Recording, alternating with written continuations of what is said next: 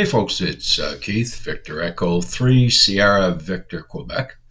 And I thought today I would do an interesting one based on questions I get in class. And yes, I do teach, full disclosure, for the LICW, the beginner's level 1. And one of the questions I get quite frequently, because they're not the fastest operators, they're learning code, so they need to practice slower Morse code and clearer. So what happens? Well, they keep saying, I can't find any. I can't find any. Now, I did do a much longer video. I think this will be a fairly short one, which talks about that, and I'll put that link in down below. But today I just want to focus on one thing to help you find where are those stations that you need to copy or practice copying. So I guess the title, if you want, for this one will be Use the RBN to copy slow speed Morse code. So first off, what's the RBN? Well, the RBN is Reverse Beacon Network.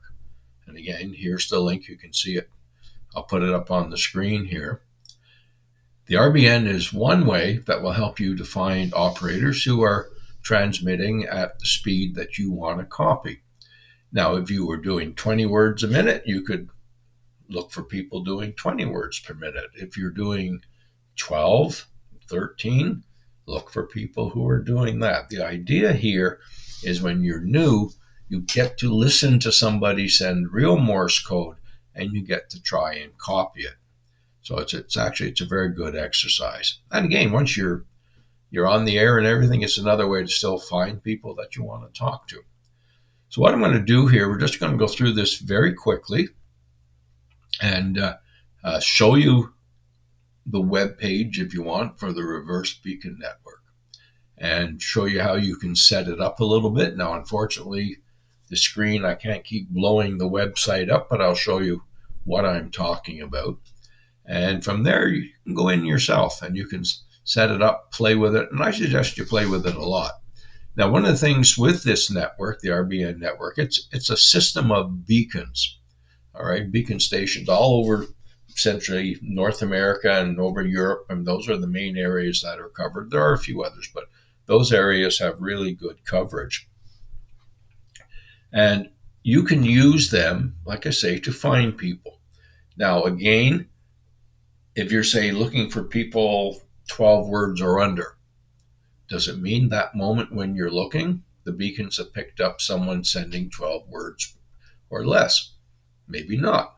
So sometimes when you go in here and look, it's going to come up with a blank screen. So then you have two options. So let's say you're looking for 12. You don't find anyone. You can try 13. You can try 14. See if anybody pops up when you do that. So this is what I'm talking about when I talk about the Reverse Beacon Network. So watch and follow along. All right, so when you log in to the Reverse Beacon Network, and there's your site up there, reversebeacon.net, reversebeacon.net, and you can see it down below. It brings up this page. So what you're looking for is the first link up here, which is called the main page. So you click on that, and this is what comes up. So what you're seeing there is Morse code signals going back and forth around the world. So when you bring up this page, you can expand this. You can, say, make it bigger. If you want to look at just one part of the world, you can shrink it down in size. There's different things you can do. So when we talk about beacons, you can see all these dots over here, all these different dots. Now that Europe right now is very active, so we can see there's a lot going on. If we look over here in North America, it's pretty quiet at the moment. Bands aren't particularly strong right now. So if you see anything that has a /B sort of after the call sign, that's a beacon. So what I want to do right now is show you as an example. Let's say you want to do, let's do under 20 words per minute. So over on the right-hand side, over here, if you can follow my mouse, where there's a yellow one here, it says maximum age, number of minutes. Now, right now that's set for 30 minutes. So this is how many calls were picked up by beacons in the last 30 minutes.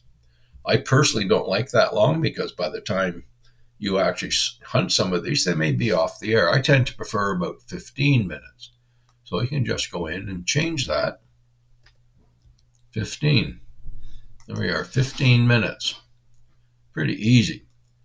Down here, just above, you'll see copy URL to clipboard. Just above that, it's going to say CW speed, minimum, maximum. So I said we're going to do, well, let's say 20 maximum, just so I can get some people on the screen here. So I've got minimum of 5 words per minute, maximum of 20. And now in this case, we're looking for people who are sending generally 20 words per minute or less, and who have been on the air within the last 15 minutes. Now let's go up. Let's say, let's going to bring, there we go. Let's center it right about there. So these are the people who have been picked up by various beacons. So let's say I want to use, or my antenna, maybe it only does 20 meters. So here we are. We click the box for 20. There we go. So you're not seeing much activity in North America. You're seeing lots of activity over in Europe. So you can see they're busy over there. There's lots of people at work over there. Now, if you go down, if I move my screen down for you, who's out there? Well, there's one here. All right. It's French station F4TXR. There's his frequency, 14017.2. He was calling CQ. It's weaker signal, only at 9 dB. He's 20 words per minute. He's on right now. Oops, and now you see it just jumped on me. There you go. So an example, here's a station here, British station in G3, 14031.0. So you know, if you turn to that one, there's a chance you might pick them up. And now you can see it changes every few minutes, right? So he, though, is on at, let's see, 20 words per minute. And he's on right now. So there's a station that you can find. Now, the one that just came in, this is a Y09. He's on at 14015. He's calling CQ, fairly strong, 14 words per minute. So there's someone you probably would like to try and copy. And so that's someone you would probably like to try and copy, providing you can reach them. And sometimes you're not going to be able to reach them, but they're out there. Now, just to show you, people saying there's no slow speed, there's no slow speeds. So let's go 14 words per minute. Who's out there right now? Well, look at that. There's a whole bunch between 13, 12, 14. Plenty of, this guy here is calling CQ quite a bit, so he takes up a lot of space here. You've got another station just come in. So they're in there now, 12 words a minute. You can find them. That's only on 20 meters. So let's get out of 20. Let's see if anybody's on 40. So there we are. So we're still set at 14 words per minute. Look at the column here. So here you are. These people are calling CQ. These are all 14 words per minute or less. All right, so you can. And all you have to do is dial them in on your radio. It's relatively simple. See if there's anybody in North America right now. Nobody in North America. Now, if you use a lot of different bands, let's say you do 40, 20, 15, and 10. All right, so what do we have now? Well, you got a little bit of north-south here going on here. Let's shrink it down and see where they're going. So look at Europe. Europe is really, really busy. And we've got a few stations going back and forth here from South America to North America. And again, 13 words per minute. So you look at that column over here, 13 words per minute. There's the Turkish one, 14 words per minute. Brazil, 13 words. You will be able to get some of these on your radio. It's just a matter of time. There's an American who's just come in, W3IPA, and he's on 2818 at 14 words per minute. Now let's go back. Let's go into 20 again. So we got mainly Europeans right now, right? We're not getting anybody local. So you may not be able to get them up depending on where you are. Now here's one down here, KK7. You're probably not going to get him. He was on about 10 minutes ago. But that's how the system works. You can track, you can have fun with it, you can do whatever frequencies you want on it. It's well worth the time and effort of trying. And again, you can play with the numbers. You're not getting anybody at, let's say you want 12 or under. So let's go 12. And what do we have on 20? Well, we have a few. All right, so there's a bunch of primarily Europeans. There's a W9. He's on 1456.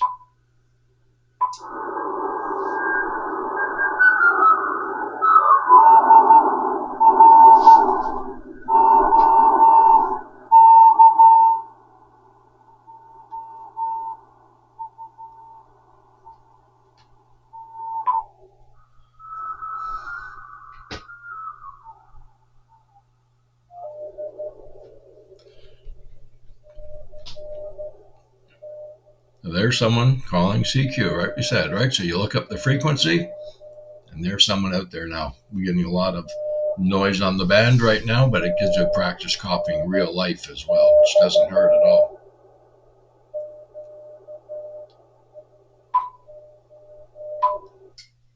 All right, so there you go. So there in its very simple form is the reverse beacon network.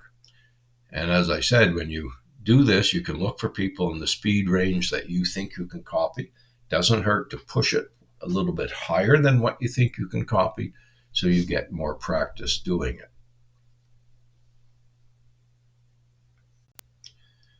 Now you should try out the RBN. It takes you maybe 5-10 minutes to figure out all the little things you can do with it. I showed you the basic ones. And of course, if you have a call sign, you can go into QRZ, look them up, see who the person is, get an idea who you're talking to. I like to do that if I'm going to try and contact them. I like to know their name. I like to know their city. And that just makes my contact with them a little more friendly because I can always use their name when I'm talking to them as well, or sending to them is more correct.